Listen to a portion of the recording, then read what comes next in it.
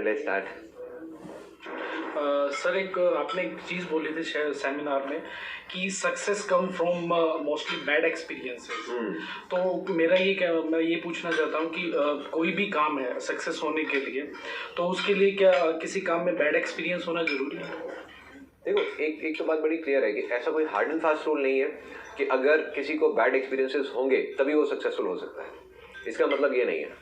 मतलब ये है कि अगर आपको बैड एक्सपीरियंसेस हो रहे हैं तो लोग क्या करते हैं, बैड एक्सपीरियंसेस हुए, फेलियर्स हुए, वहाँ पे जाकर के अटक जाते हैं, रुक जाते हैं। So my idea is very simple कि अगर कोई बैड एक्सपीरियंस आपको हो रहा है या कुछ भी खराब हो रहा है आपके साथ में, तो उसके पीछे एक बहुत बड़ी ब्लेसिंग छुपी हुई है। वो आज नहीं दिखती, वो कुछ टाइम बाद समझ आती है कि अगर मैं अपनी लाइफ में पीछे जितने भी बैड एक्सपीरियंसेस हुए, ऐसे 50 एक्सपीरियंसेस होंगे, उनको उठा करके देखूं, अगर उसमें से एक भी मुझे नहीं हुआ होता तो आज मैं यहाँ नहीं होता। सो आज मैं जो कुछ भी हूँ अपने उन बैड एक्सपीरियंसेस की वजह से हूँ। सो ये जो चीज़ है उस टाइम पे नहीं समझ आएगी। आज आपको एकदम से खराब एक्सपीरियंस हुआ, आज मैं आपको अगर ये बात कहूँ, आपको यार ये तो ज्ञान है, बट 2 साल बाद 3 साल बाद अगर आप उस टाइम पे समझ जाओगे कि नहीं यार ये ऐसा कुछ है लेकिन अभी समझ नहीं आ रहा, कोई बात नहीं, छोड़ देते हैं, कभी ना कभी समझ आएगा। मतलब इन शॉर्ट ये है कि अगर कभी कोई बैड एक्सपीरियंसेस हो आपको या कोई फेलियर्स हो या कुछ भी हो, तो उसको सोच करके ना ये नहीं सोचना कि यार मेरे साथ ऐसा क्यों हो रहा है, क्या हो रहा है। अगर आता भी ये थॉट तो आए, उसको जाने दो and just think about it कि अच्छा है मेरे साथ में ये हुआ।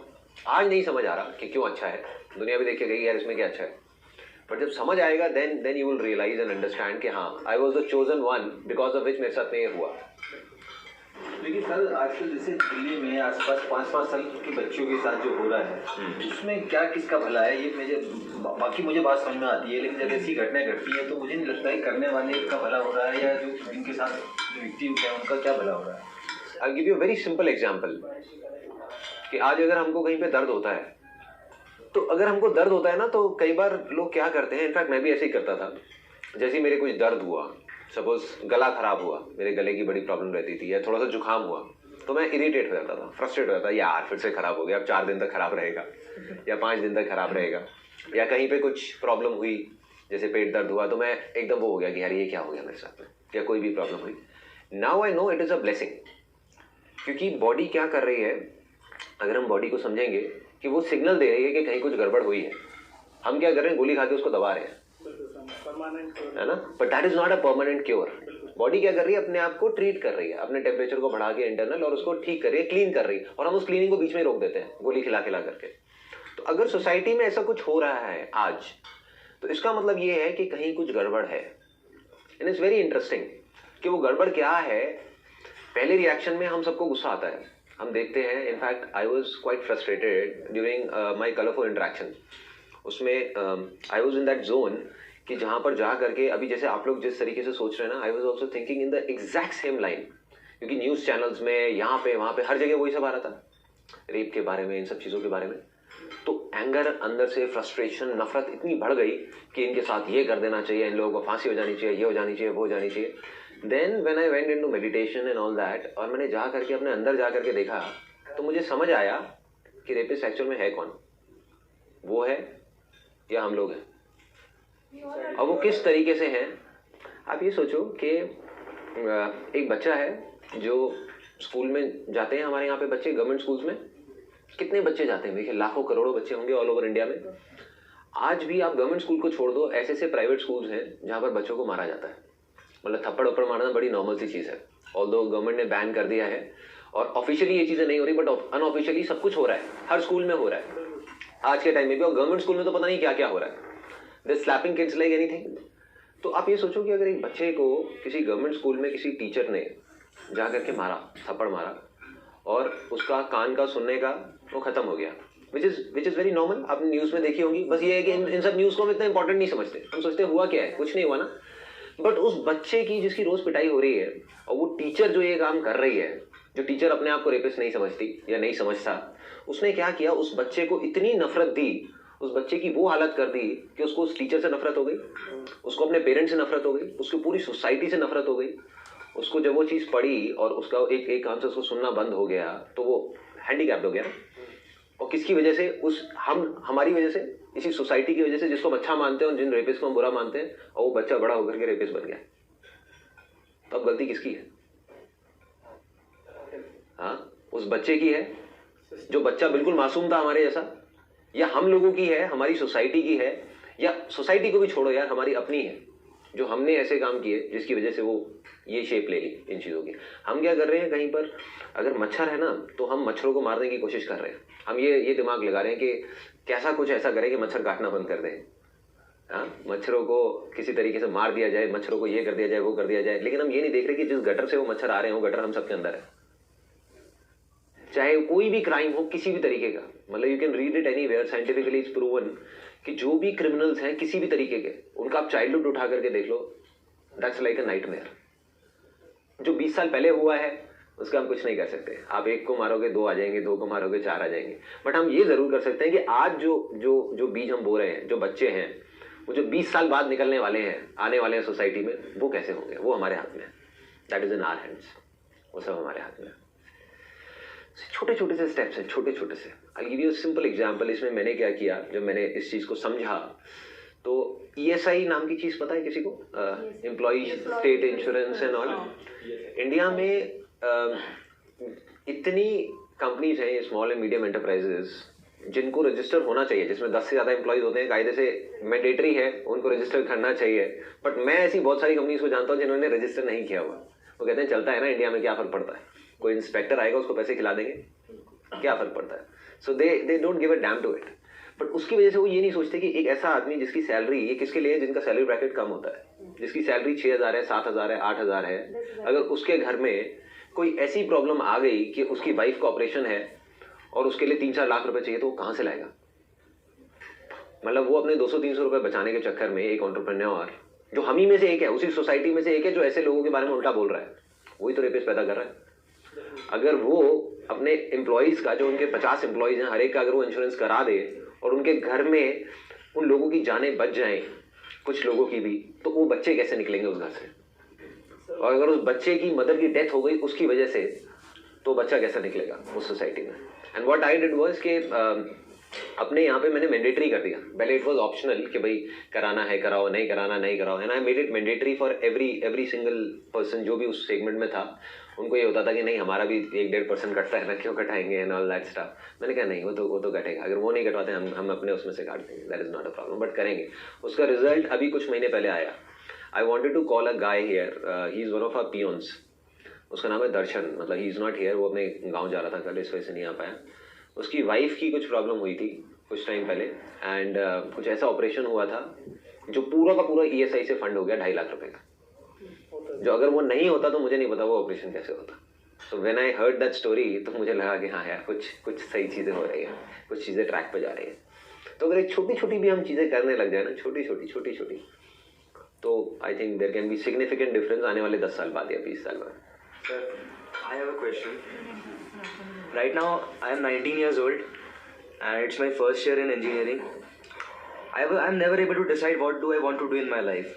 Like my interests change during the course of my life. Sometime I want to be this, sometime I want to be this. After working on this on a particular thing, my interest again changes. No, now I want to do something different. My interest has gone down. So this fluctuating nature, I think is it a bit harmful or something like that? Or you could say that I might not have explored so many fields till now because I'm so young. But I cannot decide right now. Like, should I still be in my college or should I drop it out? Because I sometimes feel that the college might help me to discover what I want to do, or it may not. It's a risk. Just risk not for me but for my dad because he's investing his money. देखो, all I can say is एक बड़ा मजेदार सी चीज़ है। हम अभी दिल्ली में हैं, right? और कुछ लोगों को है एक बर्निंग डिजायर है कि यार मैं दिल्ली में रह के खुश नहीं रह सकता, मेरे को बॉम्बे जाना है, बॉम्बे जाना है, बॉम्बे जाना है। वो बिल्कुल फ्रस्ट्रेटेड है दिल्ली के नाम से ही। वो यहाँ पे रहेगा भी तो बिल्कुल मतलब खुश नहीं रहेगा और परेशान रहेगा, तो उसको तो बॉम्बे जाना चाहिए। जो दिल्ली में रह करके खुश है उसको बॉम्बे जाने की जरूरत क्या है, राइट?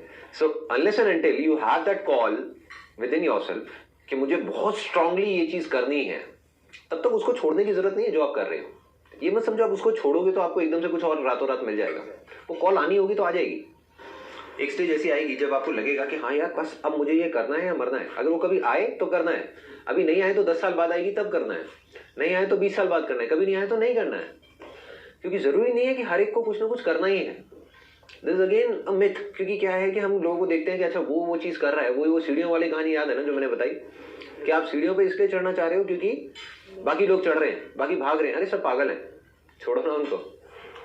अगर आप अभी जो कर रहे हो उसको करने के अलावा आपके पास में ऐसा कोई और अर्ज नहीं है and you are doing it, और इसको आप करते रहोगे 4 साल बाद, उसके बाद में आप जॉब कर रहे हो और जॉब में भी आपको कोई प्रॉब्लम नहीं है, अननेसेसरी हमको प्रॉब्लम क्रिएट करनी तो उसकी बात अलग है, बट कोई प्रॉब्लम नहीं है, आपका बॉस अच्छा है, आपकी टीम अच्छी है, आपके लोग अच्छे हैं, आप उस काम को रीजनेबली इंजॉय कर रहे हो, तो आप करते रहो।